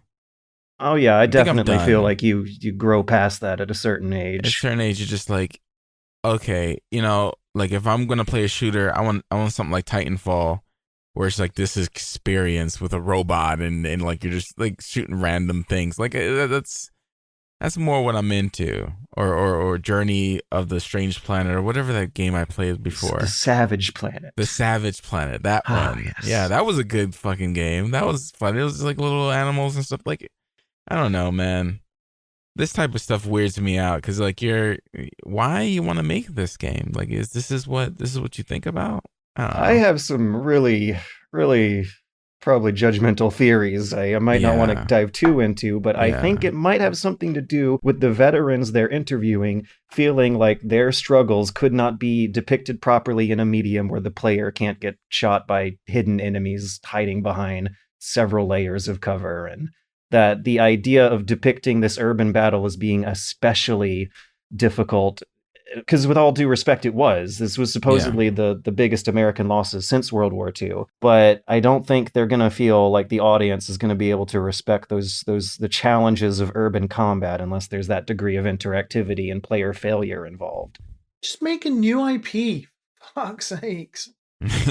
Oh, yeah, God yeah. damn it. Yeah. Making a new IP would be, if you want to make something serious like this. Stop making games about war as well. Yeah. Fuck me. Make it fake. Make it fake. I feel like real wars and real history is something that can be tackled. I just feel like do it from a not a first person perspective where you're kind of sort of reenacting some real person who died. There's also the factor of how many years it's been, right? Because there's World War II games where you do that and everyone's fine. The villains in the World War II games case have absolutely been vilified by history, and no one's offended by games where you shoot Nazis even though they were real people, right? Yeah. So there's definitely like an element, whereas this is a case where the US was maybe not in, it was also against the Saddam Hussein regime, but at the same time, the war was not really justified and I'm going to argue, didn't really make our lives safer or better in the years since. And that for many Iraqis, they're apparently nostalgia now. They want the old Saddam Hussein regime back sometimes. It feels better to them, according to things I've read. But you don't really know because you keep thinking that you're reading things on the side of the good guys, right? You ever wonder how Germany feels when we're playing, when you're playing that game where it's just like Americans against the Germans, right? And you're playing with a friend that's also German, and you're just like, how is his mind thinking about this? The same way we're thinking about this, where we like kind of disconnected from it, or I gotta wonder, because there's like no nostalgia for the Nazis. Like modern day Germans hate that. Like there is no nostalgia for the dictator there. Yeah. Well, actually, I say that, but I when I was doing my history video on East Germany, there was nostalgia among some Germans for the communist East Germany, Soviet puppet state. Yeah, no, they're extremely critical of like their education program makes sure they know what World War II was doing to their society and how that can never happen again. Yeah. I do wonder how different the emotional experience is of consuming the same media. We can criticize the America till the cows come home because it's very weird, but the UK does the exact same right now with like poppies and Remembrance Day and all of this that gets twisted and used for nationalistic identity, which is absolutely not what the fucking thing was about. Like, push came to shove, fascism and everything that we should stand against was sweeping through Europe, and we were forced to come together to fight that.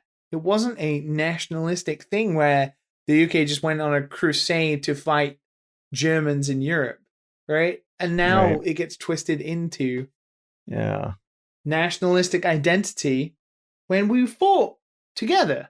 And in the present day, I guess you're kind of reminded with what's happening in China, for example, that wars are waged if there's like ample understanding that they're not going to lose, if they actually are willing to take that risk. And there was a huge reluctance for America to participate in World War II. They waited till they were under attack themselves. It was not a righteous cause to go save the oppressed. Unfortunately, that's not how the history really works in reality. We may like to cast it as after the fact, but in the heat of the moment, there's a lot more reluctism as we're seeing in these days to. It's portrayal and responsibility. Like, I think American, for all of the educational system problems America has, the one thing that just, and I think considering the size of America, the way America's democracy works, and all of this kind of thing, it's never ever going to be fixed or sorted ever. You cannot teach one track of history in America and it be accepted. Yeah. You have your own history where people are on two sides of even that, the Civil War. And you're like, how can we just start taking control of anything else, right? Portrayal of veterans in Iraq, in the Gulf War, in Vietnam, all of this, right? It's impossible. But it should come from responsibility of like the way Germany handles Nazi imagery. Right. That's what I worry, is the responsibility. I think a topic like this could be tackled by a strategic video game. I just feel like if they got from the people who brought you Halo, from composer Marty O'Donnell, it seems like they're making a theatrical production out of it that's supposed to entertain more than educate. Yeah. It's just depressing. Let's move on to some more interesting, but also more uplifting listener questions. If you would like to send us listener questions, send them to dadandsonspodcast@gmail.com. We're also going to be posting some from the Patreon listener questions channel every week as well. The first one is from Arcadian on Patreon. They want to know, if you could erase or prevent one single video game of this past decade, from 2000 to 2021. Kingdom Hearts. Kingdom Hearts, the 3? Or one of the weird Exerd Kingdom Hearts and a half. Kingdom Hearts 3 should go away. Medium well done. Okay. Well, next part of the question is, why? It should not exist. Why should it not exist? Dude, like, it's hard to explain. Have you played 1, 2, and the side spin-offs and all that? Have you tried? No, and 3 sure doesn't make me want to start, but yeah, don't. I mean, it's fun, like playing 1 and 2, and then seeing the weird story and stuff like that. As an older person now, it'll probably be worse, but like, it was still like an enjoyable experience. Like 3 was just. It was like they stole your cash and everyone was okay with it. You know? It's like robbery. You know what I mean? It's like they came out with the most boring ass fucking game and they're like, "Oh, here you go." You could start a YouTube channel. Yeah, that's it. That was the game. It was I could dog it, but I've dogged it so many times before that I feel like I should just let you guys answer the question. I got a good one. Yeah. PUBG. You'd pick really? PUBG. Yeah. See, I feel like the butterfly effect of that wouldn't be so great because Fortnite still existed at the time, didn't it? But did Fortnite exist because of PUBG? I believe so. Fortnite was a wave-based building game, not called Fortnite, right? Yeah. It was called Fortnite something battle something, right? Yeah. And then they dropped that, and then they dropped that mode, and then they just went into the battle royale. They added the battle royale, and then it exploded to the point and that, then that became the why main even game. have the other mode? Well, I'm like wondering about the timeline of this because like, do we know for sure what came first? Because even before PUBG, there was Arma came first. and Zombie. It was PUBG. Yeah, I was there. I remember playing the beta for Fortnite, and I remember them adding on the battle royale. It was PUBG, and everyone jumping in. What was the name of that zombie game? Oh, it's right at the tip of my tongue. Which one? The zombie Arma mod. DayZ, yeah. DayZ was like the first big one, Mm-hmm. but that was like a survival. It wasn't like, it wasn't battle royale. Okay, so let's hear why. Why are you killing baby Hitler? I don't know. There are two sides to this for me, and I actually, it could exist, it could not exist. It doesn't really matter to me. But ultimately, we would live in a world where Fortnite would not be what Fortnite is. Yeah. Therefore, Fortnite creators and people who make YouTube channels based around Fortnite would also not exist. Oh, so you do it for me. Thank you. And I saw a clip of Ninja like crying about people stream sniping him the other day. And that dude has like bajillions of dollars and like has way better things to be doing with his money than crying about people cheating in Fortnite. That I felt this would be all great if it just didn't exist. And then maybe that's why it shouldn't. Yeah. Maybe it's just me looking in, but like, if I'm Ninja, like, why does it matter? Like, this Why is what do you happens. care if people You're beat you in popular. video games This is now? what happens. People are dicks on the internet. Like, why is it a surprise to you? You complaining about it's not going to change anything. But it could just be me being a millennial. You know, like that could be it, right? Very possible. We have been attacking but Ninja is This our is fucking age. life. Toughen the fuck.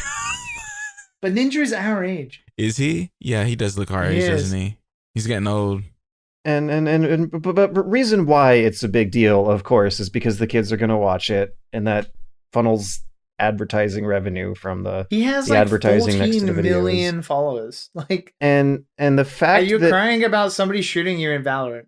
but the fact that we like know about this and are talking about it means it's working to some level.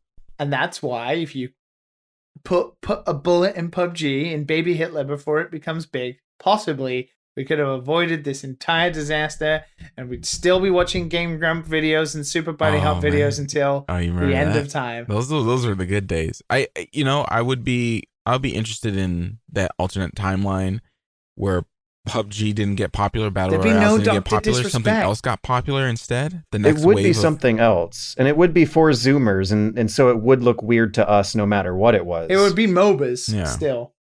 MOBAs were like that, right? Yeah, Dota, League of Legends. I mean they're still popular. maybe not as the much. alternate history you created is the timeline where Tetris 99 No. became Mm-mm. the big mainstream staple game No. for the kids.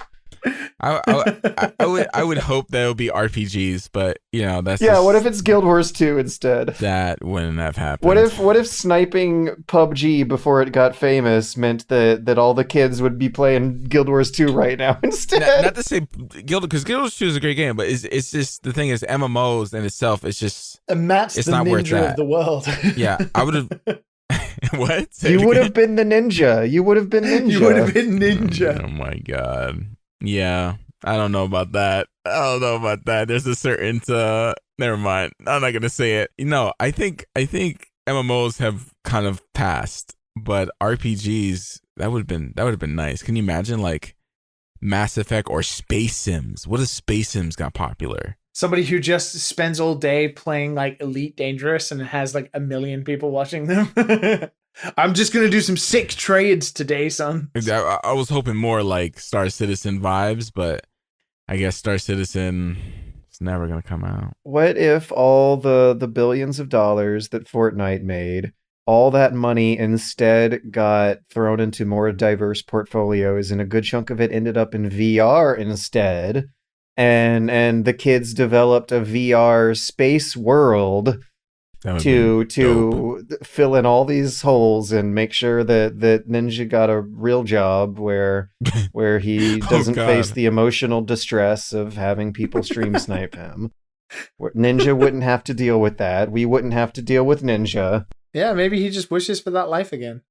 To just go to like a retail job or like Yeah. deal with office politics or any of that normal shit. Oh my god, That- the worst thing in my life is someone sniping me in this game.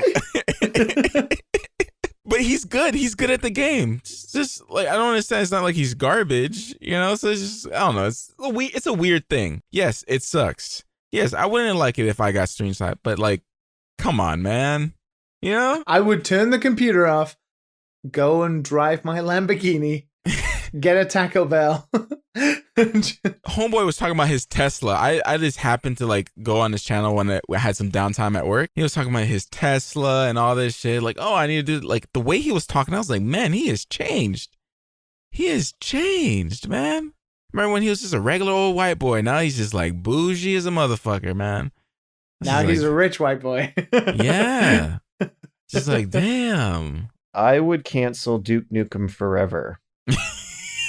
That canceled itself, so I don't think you need to. No, it came out. The joke was ruined. Randy Pitchford ruined one of the best, if not the best, jokes in video gaming, and that was that Duke Nukem Forever was supposed to be in development forever. It's right there in the name. Oh, man. And the game wasn't any good, and it's like no one even remembers anymore. The 10 years... But if you cancel it, it's not in development any longer.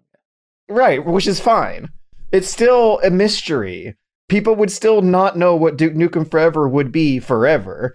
I feel like we really lost something as the peoples of the gamer nation really lost something when Randy Pitchford threw the Gearbox money behind Duke Nukem Forever and got them to finish it off. I can't believe the whole point of that game wasn't even a joke. I just felt like... I mean, it came out, and it was an even bigger joke than anybody ever thought, because it came out, it was awful. There were so many different iterations of it as it went through, and it was always like fun, reading the latest development updates over where the team like didn't know what engine they were working on for 2 years. Wow. There was some lawsuit involving 3D Realms at some point. Actually, come to think of it, there's been a few. But yeah, it was like a really fun story that never stopped delivering as the years upon years went on. And I felt like there's been something missing from my gaming news routine ever since Duke Nukem Forever finally finished up and came out and then gotten forgot about. I haven't heard Randy or Duke Nukem in a long time. Except on this podcast. Yeah. Keeping him alive. Just like Duke Nukem Forever. Randy Pitchford forever.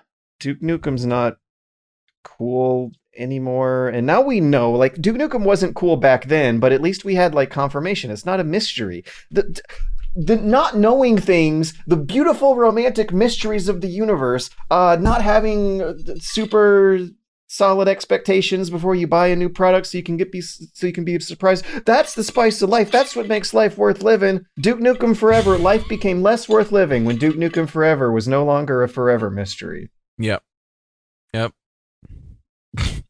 The next question? Yes, sir. Soul for Rent says, they say 1 in 10 dentists do not recommend generic brand toothpaste. What is a 10th dentist opinion you have about something you consider yourself an expert in, but you consider most of your colleagues wrong about? Shall I warm us up? Go okay. ahead. As a YouTuber and someone who's fascinated by internet misinformation and internet harassment and the behavior of males who are young on the internet, I believe that you shouldn't go out of your way to shame negative comments. I think that when you post a screenshot of a negative comment with a snarky reply, you're giving the commenter a spotlight and perpetuating that kind of behavior, and that if you want it to stop, you shouldn't do that. I subscribe by the old adage of don't feed the trolls, which I'm pretty darn sure is not the majority opinion anymore. But hey, it seems to work out better for me than a lot of other creators, I guess. Wait, people think they should feed the trolls? Yeah. The consensus when dealing with online harassment from, like, I want to say 2012 onwards has kind of been to call it out. That's the idea. The idea is to call it out. But since a lot of online social media communication functions on this negative feedback loop where negativity is what attracts comments in the first place, I am of the opinion that ends up attracting more negative commenters to whatever problem you are trying to solve by calling it out. But I know that's not necessarily as agreed upon as the consensus majority opinion anymore, out of the line of reasoning that nowadays stuff that happens on the internet is tied into like people's jobs and bank accounts and quality of life, and thus calling it out should take greater precedence. But I feel like we're still at a point in the development of this technology where that's more like playing with fire than solving the problem. I feel like the things I have in my brain are just advice in general. It may not be the advice not everyone says, but I feel like people do say these things. You know, like Don't be afraid to be a little blunt. Stuff like that. Like, I don't know. Like, so I don't know if I have one that the majority of people will disagree with, you know, except for some spicy ones. Except for some like real spicy ones, like being healthy and stuff, you know. But that's just because, you know, I've been through it all. What's your spice? What's your spicy Probably take? be healthy. Be healthy. I mean, but yeah, that's not offensive. How do I tackle this? There's a lot of body positivity out there, right? Right. And I think I know you see what I'm one saying? this might be. Yeah. And I think it gets a little unhealthy at some point with the body I positivity. definitely heard that. Yeah. And there's a certain point where it's just like you're now you're just okay with, you know, being unhealthy. You know what I'm saying? When most people, they just don't want to work hard enough to be able to get to that point. You know what I mean? I mean, the idea, at least, is to ensure that no one feels horrifically shitty about themselves and the body they're in. Which is good. That part is good. But then there's people who die early. There's people who like there's health problems that come. There's all of that. And I guess a lot of things get crossed, you know? And I think if that's I mean, there's just always a certain way to say things to someone. But you don't want to be rude about it. No, you don't. And I think that's the key, right? Because I've been over 300 fucking pounds. You could check the YouTubes. And we've talked on the show about how different people treat you. That's a real thing. Oh, yeah, they do. And I feel different too. I know how it feels to be unhealthy. Like, and I'm not talking about like overweight, but just like unhealthy in general, like eating routines, everything, you know, eating the wrong stuff, you know. Now I drink juice and all that type of stuff. You don't have to be thin. You don't have to be muscular. You don't have to be like, no, that's not what I'm saying. I'm not talking about weight doesn't contribute to healthiness, you know, eating healthy, being healthy. Yes, if you're over a certain amount of weight, it is probably bad for you for the long term. But yeah, but like some people are just built different and it looks good on them. Let me tell you. But yeah, like I'm talking about people just making an excuse to eat McDonald's and be unhealthy and then feeling bad about themselves, and they like get sucked into this world of just okay with it because body positivity. They feel shamed. The dopamine hit. Yeah. From eating. They feel shamed by it. Yeah. And it's like, no. Some people go about it the wrong way on the internet. They say, oh, you need to fucking do this. You need to fucking do that. And that's the terrible way of doing it. But yeah, everyone has like their own thing. But yeah, that's like the very spicy. It's so hard to like talk about that with certain types of people who are not okay with hearing things that might offend them. You know, there's some people who are like totally okay with having a tough conversation. Like, hey, this is my perspective on what's going on. It's also got to do with the body that you're born with, and you can't really help that. And that's kind of why the stakes are so high when it comes to this, like, because under that umbrella are like people who do have legitimate health issues who can't necessarily gain or lose weight as good as the rest of us, or adjust any other factors that have to do with the quality of their health as well as the rest of us. And again, you don't want to sound rude. You don't want to like point at them, you know? And let me give perspective here. I have a genetic disease, neurological disease that I've had since I was born. I would get paralyzed, you know, randomly, periodic paralysis. Like, I had to deal with my own shit. I remember running with George one time and like my legs would lock up, like, but there's always a way, you know, like sometimes there isn't a way. Sometimes shit happens, but like if you push, you can get to a certain point, you know what I'm saying? And you can control what you put in your body as well. You know what I'm saying? You can control, like, you don't have to eat McDonald's. I'm just saying, you don't have to. That's not part of some doctor diet routine. You know what I'm saying? That's what I'm saying. Health isn't contribute. Like, it's not about like a weight thing. But yeah, Anyways, we get too deep on this shit. We get too deep. But yeah, Liam, you all right over there? Liam? Mine's easy. I'm a game designer. Yeah. And 90% of anything I see posted or spoken about online is absolute bollocks for the most part. Yeah, you get heated. Especially when it comes to people talking about how games are made who have never made a game. It's just like, imagine whatever you do is your job, and then people trying to tell you how to do your job, and they've never done your job. That's it. And it's not spicy. It's not anything. It's just that. Yeah, let's get specific. What's one thing in particular that irks you? I mean, I don't have to. There's got to be something. Let's dig. Let's scrape our fingers through your brain here. We're already down there. People who don't understand how long it takes to do stuff in development. People who just don't understand what's required. Like, people talk about like a video game character and you get like 10 comments about like, oh, this should only take 2 months to do. You just model the art, you do this, and then it's done, right? Times. People who don't understand times in video game development. Times? Like the time it takes to do something. The time it takes to design a game or make a character or make DLC. People who complain that, oh, it should only... I don't know. There's all multi-faceted aspects of it. People telling you how long it should take to develop something. How you should do it. Like what? Mm-hmm. Is bad about it. Oh, good. I don't know. You know, it's any aspect where people who don't have the experience that maybe you or your colleagues have, but then are trying to talk to you on a level. It's like having read a Wikipedia article about rocket science and then trying to talk to a rocket scientist about their job and trying to advise them or armchair talk to them about stuff. And it's fine. People like video games. People have opinions because they play video games. It's totally fine.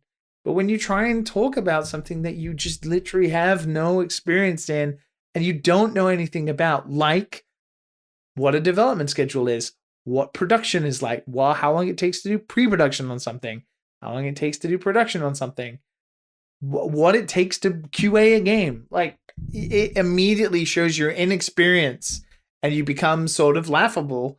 And a lot of comments online can be frustrating. They're frustrating for everybody who works in games, just because you're fighting against a wave of people who think they know better, and you try and tell them, or you try and apologize for stuff being late or delayed, or this, you know, we need more time to do this, and people just don't understand because they have a preconceived notion of how long stuff takes, or what is required, or how your pipeline production works, anything like that. And that, because I care so much about making games and because I really care about my job and my profession, like those are irksome comments sometimes. And it's laughable. You see big games and then maybe have development issues and people try to understand or try to unpack what could be problematic. And it's like, you can even as a developer from different studios, you can always kind of have a guess like what the problem was, because it's quite glaringly obvious sometimes, because most games go through similar production cycles. But people who just haven't made games or try to talk about development cycles like they know it is, sometimes quite frustrating. And it's mostly just because you can't say anything. Yeah. Because then nobody will listen anyway, even if you try to explain. Oh, yeah, then you look like the asshole. Yeah, and all that, right? And it's just like, it's not worth the effort in correcting people. Being like, oh, well, actually, maybe this and this. Like, oh, what the fuck do you know? Blah, blah, blah. Like, no, it only takes a month to make a character. Whoa. Are you kidding me? Like, get out of here. It reminds me of like when I'm doing one of the bigger jobs and the client, you know, they have a time, they have a deadline because it's going to go live in their conference or whatever like that. And they're making these, like, we build these graphics so it's easy to slide them in and be able to change things and stuff like that over a wide variety of videos. And they want to change shit at the last moment. Yep. Yeah. It's like, do you not realize what we've set up for you? We're going to have to shift all the graphics back and I have to go into every After Effects fucking project and freaking shift it all. Like, and it reminds me of when I was coding for that game for just fucking around in Game Maker. And it's just like if you change shit, like things will break.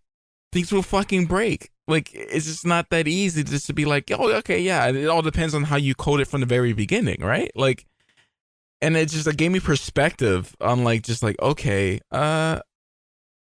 this this is hard. I was talking about Smash Brothers, and I was talking about characters in Smash, and like people are like, why does it take so long for DLC? Blah blah blah. And I'm like, are you kidding? Smash DLC comes out within 6 months of each other, and have you tried to create a new character that then you have to go through all of the other 60 character members and like balance them versus that new character? Like, what happens if Sephiroth swings his sword and Cloud does like a counter at the same time on this certain stage, in this certain area, with this certain item on, in this certain game mode? Like, there are infinite amounts of combinations of things that could easily break your game. And it's like me talking about Teardown last week about a game that literally gives you the tools to break the game. That's so scary because players breaking your game is fun for the players only until they can then not do anything else, right? People get kicks. Speedrunning is amazing, right? People get their kicks out of breaking your game, but the reality is actually if they break it enough where they can't play it, they get really sad and upset. So you have to make games that, you know, are kind of idiot proof. And Smash is such an infinite amount of combinations with characters and power-ups and items and stages and stage mechanics that when you introduce a new character, you have to retroactively go back through the whole cast, test all of that, balance all of that, play thousands of games. And even then, when you do all of that hard work, no matter what you think, the fact that when you send that character out to like the 10 million people who are going to buy it on day one or whatever Smash's ridiculous turnover numbers are, that is 10 million problems that you could have never have ever, no matter how long you tested, ever have accounted for. And then the game breaks and people think they know better because they found it, or it's very easy and obvious. And yeah. It's a losing battle. Not to say games aren't shit when they're shit, but yeah, absolutely, totally agree with you. It's like anything. Your favorite sports teams, your favorite director, your favorite musician. Everybody has bad moments, right? Your like favorite podcast. Your favorite podcast, right? There are bad episodes of this easily, right? Easily. But that doesn't mean that hard work wasn't put into it. And more often than not, in cases like Duke Nukem Forever, it's probably because of very easily identifiable problems, such as change in technology, you know, console generations changing over and then trying to rewrite some of the games so that you're not looking like an older game, directors leaving, designers leaving, like very normal identifiable thing. It's not like they just couldn't make a Duke Nukem game for 10 years. It's blockers and pipeline problems. And Duke Nukem Forever was not normal. Oh my God. It was an abstract idea. It was not a product. It was not a finished thing that was being consumed by people. It was floating in the air. It was immaterial. Duke Nukem Forever was a cause. Yeah. And I mean, people trying, like, when people try and guess production team sizes and stuff like that. Oh, I think this game was probably only made by 10 people. Oh, I think this game was probably made by 100 people. Like, what are you talking about? Please, calm down. I liked Duke Nukem Forever better when I had the impression in my head that it was being made by two people in a sweaty outhouse with no power. Probably at some points it was. Yeah, and that was better than the finished product made by hundreds of developers on a schedule with wages. Like, and this is the funny thing about, like, I don't want to talk about this too much because we do go on about this and it is tiring for me because people get angry about it. But I don't know why gamers don't care more about burnout and developers leaving and stuff like that, because all of those things harm how good the game will be in the end. Yeah. Like, you've seen the rumors from Cyberpunk. That game's restarted like 3 times. Final Fantasy 15 started like 3 different times. Directors leaving, staff leaving, experienced staff turnover, all of these things harm the eventual final game. But it's a case of, like, if developers treat those staff well, they stay, you keep more experienced people. Experienced people do make better games.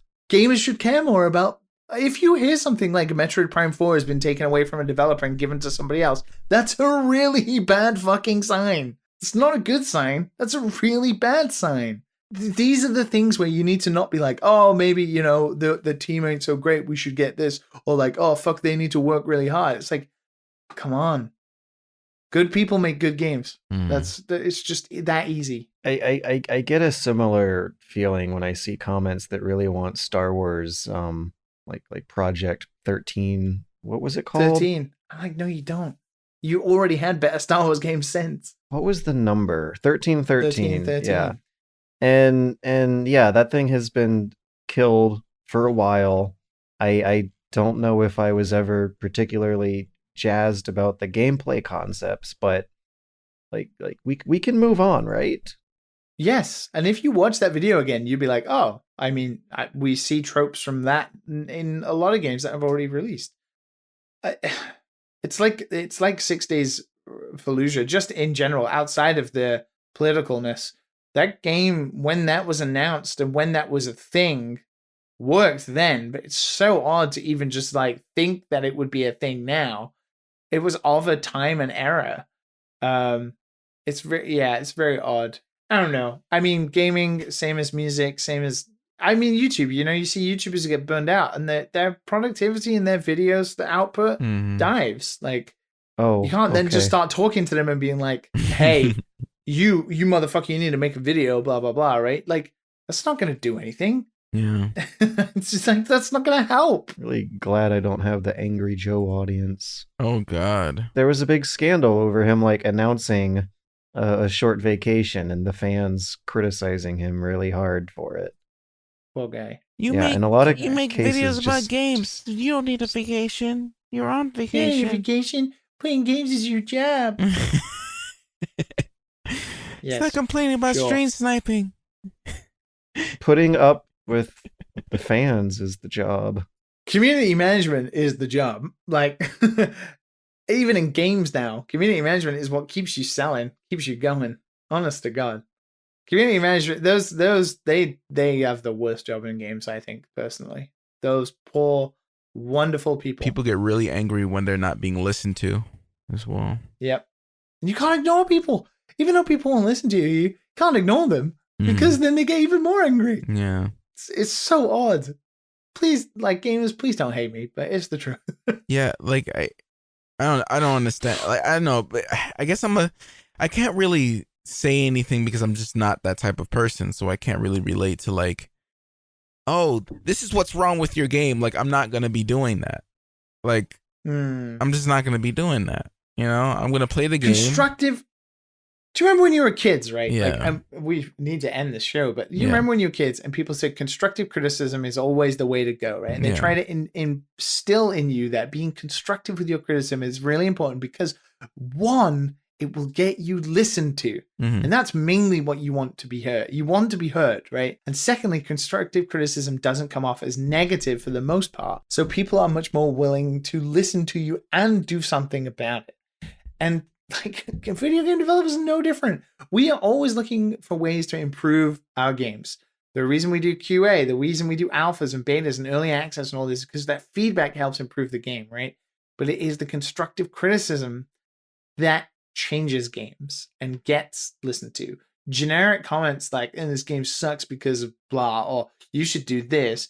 No one listens. So if you are passionate about some of your favorite games and you do have some preconceived notions of game development and stuff like that, but you want to be more active in that kind of thing, try to be realistic as best to your ability and also be constructive in the way you approach giving feedback. It is especially helpful to games in early access and stuff like that. So if you have indie devs that you really like, or other smaller developers who look for feedback, be constructive. It's really helpful. Yeah. There you go. What a way to end. It's lovely having you both. That's all, folks. I don't know how to like rap after the emotional intensity of a good rant.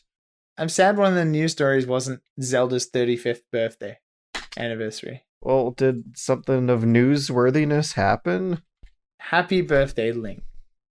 Yeah, if I type in 36th Zelda and hit the news tab, there's There's 35th.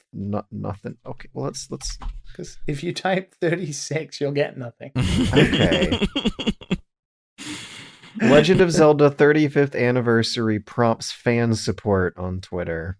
Okay. Hey. They're prompting fan support. That's what they're doing. There we go. That's a nice way to end. We're gonna be 35 soon, aren't we? Oh, We're gonna need fan support no. prompted on Oh, God, Twitter. no. Support us on Twitter when we turn 35.